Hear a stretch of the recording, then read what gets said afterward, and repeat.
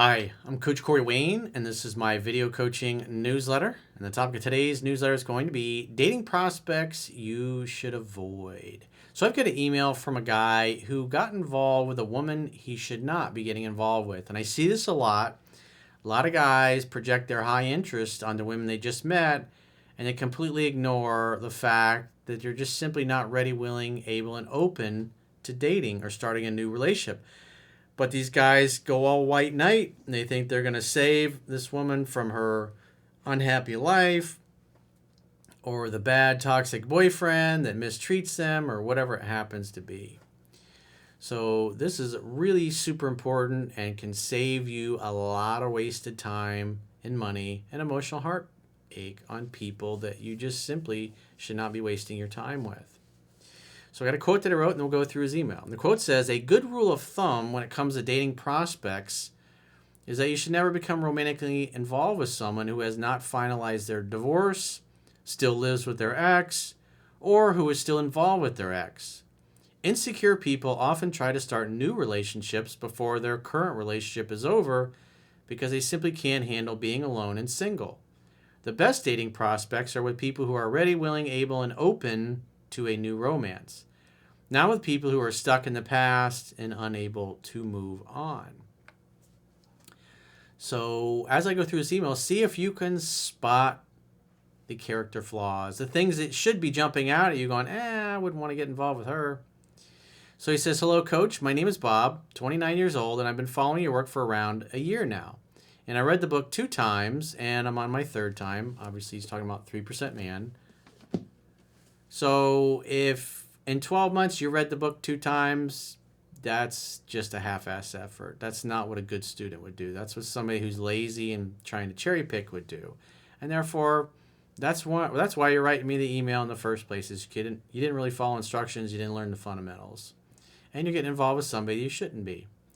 He says, "I know the reason being is I read and listen to around 2 to 3 self-help books a month, some of which are about behavioral psychology, and got me much better and mature." I was like, okay, so you're basically saying, hey, it's not really a priority for me to learn your work. I was like, but yet you write me an email because you're misapplying what's in my work. So it's not a priority to you, so you're screwing up, and hey, it's your fault. "I also watch your video newsletters regularly whenever I'm at the gym." So you're cherry picking. That's typical.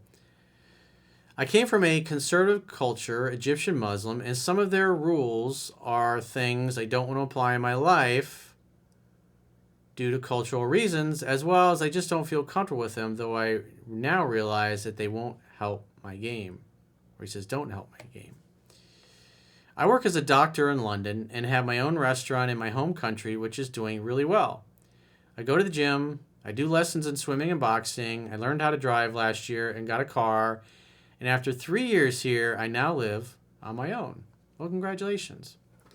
"I'm quite busy and successful now, and people at work like me as I struck a chat with everyone easily as I am sociable by nature. Your work helped me a lot when I was chasing my ex out of my life.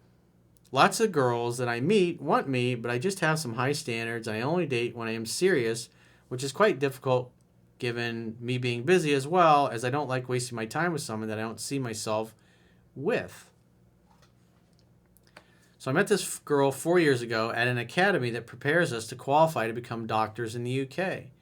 She's extremely pretty, works as a doctor in central London, has Christian principles, which I like, and ticking most of my boxes apart from having her dad divorced her mom when she was a child, and I can tell that affected her self-esteem."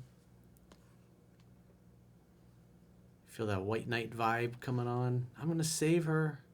She's got so much potential if we could only fix these few things.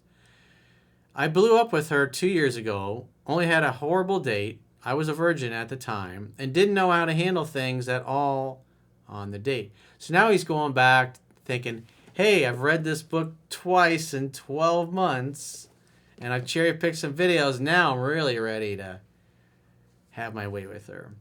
And then she started dating someone else and met her a couple of times as a friend after that. And the last time was 1.5 years ago. So he already gave off the platonic vibe. She probably friend zoned him. He agreed to hang out as a friend, hoping he could change her mind. And now that he's read my book twice, he thinks, now I'm a different guy, and I want to prove to her how amazing I am now. Since then, I opened my restaurant, learned how to drive, and got a nice car, and got a good body and in shape, and developed my character a bit. Yeah, he's definitely in the approval seeking. I've changed. I hope she notices I've changed and I'm better, and she should date me now because I've changed. Bad way to go. Approval seeking behavior is not attractive. I recently checked up on her and met. Did everything as you said, had a great date, and she was extremely inner feminine by the end of the date, and contrary to the beginning of the date, and that made me say, wow, what is this? But I knew she is engaged, so I don't go for the kiss. What are you doing going on a date with a girl who's engaged? Which I've been applying with a lot of people over the last year, and it works wonders. Works wonders of what? You're going on dates and not going for the kiss, and you're like, this is swell. Okay, so you're making new friends. A few weeks later, I asked her out again. Keep in mind, she's engaged. And she was happy and picked her up from her place with my car. Okay. She started telling me that her boyfriend cheated on her and called 5 hookers when he was on vacation. 5! It's like, oh, yes, this is delightful. I would love to get in the middle of this. I listened to her, sought to understand, and asked questions when necessary, and when she finished, asked if she wanted my advice, which I told her what I think is true about the whole thing, which was basically he was toxic and verbally abusive. So he's become the gay male girlfriend and her therapist. How nice. She still lives with him, so I didn't interfere or make the move. It's like, come on, man. Why are you even wasting your time with this? This guy's thinking, I'm going to save her. I'm going to save her. I'm going to be the white knight. I got this book I've read twice in 12 months. It's going to change everything. She's going to get rid of this guy and see how awesome I am. And we're going to live happily ever after. Everybody's going to be jealous of our love story. You see this in the movies a lot, but here's a real life example of why that shit don't work. One day after the date, she texted that she wants her face mask back as a joke, and she was happy that she spoke to me. Thanks for being my gay male girlfriend. I feel so much better. One day after that, she texted saying that she asked him to leave the house after putting the blame on her for cheating on her. You want this girl to have this ex-boyfriend or fiance totally out of her life. I then said, she's reaching out twice. Then I asked her out, for which she said she is too depressed to go out. Yeah, you ask a girl out and she says, oh, I'm just too depressed to go out. It's like, oh yeah, I'm going to call her next week and hopefully she'll have a different attitude. That's just, you don't invest any time or energy she needs time to heal. She's been right in the middle of an abusive relationship, and you think you're just going to step right in there and everything's going to be sunshine and roses? It doesn't work that way, man. I left it at that and said, let me know when you're up for a chat. One week later, I texted her again. Didn't he just say, hey, get in touch when you're up for a chat? Which should have been the right response. But he held out for a whole week. I was like, I got to text her again. Asked her how her night shifts were. She told me all about it on the second date. She replied with pics and comments. I then asked her when she's free to go to London Eye, which is one of the pictures she sent. She again took her time to get back to me. Didn't get back yet. Dude, you're not congruent with your words. You shouldn't be surprised that this is not working. If you tell a woman to get in touch when she's up for a chat, when really what you want to do is rearrange her insides. It's like you're trying to fly under the radar. This is typical nice guy garbage. This is what you see in the movies. This doesn't work in the real world. And this is why I say read the book 10 to 15 times. Because you may have read it like you claim, but looking at your actions, nothing's changed. You're still the same beta male you were when you first met this girl. Needless to say, she made a lot of remarks on both dates about how she sees me as a mature man, strong and friendly. And when I said I don't waste my time as I perceive myself a catch, yeah, that'll really make her pussy wet for you. She instantly replied, "You are a catch, Bob." On both dates, she leaned in and gave me a hug goodbye. He got a hug. I remember there was a video I did years ago called A Big Wide Open Hug. He's like, "She gave me a big wide open hug at the end of our date." And the guy was like, "Oh, this is amazing. I got a big wide open hug. Yes. Finally, a big wide open hug."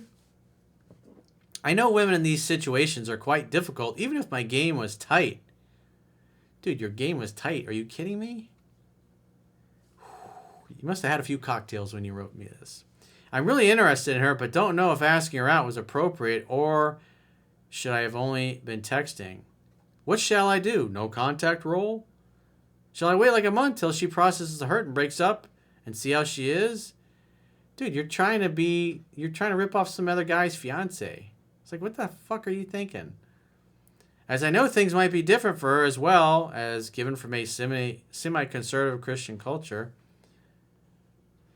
It's like, yeah, dude, I wouldn't call or text this chick again for any reason. If she does reach out and she tells you she's still with the boyfriend, it's like, hey, I'd love to go out with you, but why don't you resolve your situation with your fiance? And if it doesn't work out, take some time for yourself, take some time to heal, and reach out. And if I'm still single, I'd love to go out with you. That's what you should be doing. But instead, it's like man, it's like you're doing the opposite of what I teach. You should not be wasting your time with this girl. You're acting like some kind of white knight that's just going to step in and solve all her problems and save her from her bad choices. And then you're projecting your value system on her because you're like, oh, she's a good Christian girl. Oh, so she must be a good person. She's engaged to a guy that got 5 hookers on her. I don't know if it was all at the same time or what the deal was. And you're going, I can work with this. This is great. I got a good prospect here. It's like, come on, man. Seriously. So if you got a question or a challenge and you'd like to get my help, go to understandingrelationships.com, click the products tab at the top of your screen, and book a coaching session with yours truly. Until next time, I will talk to you soon.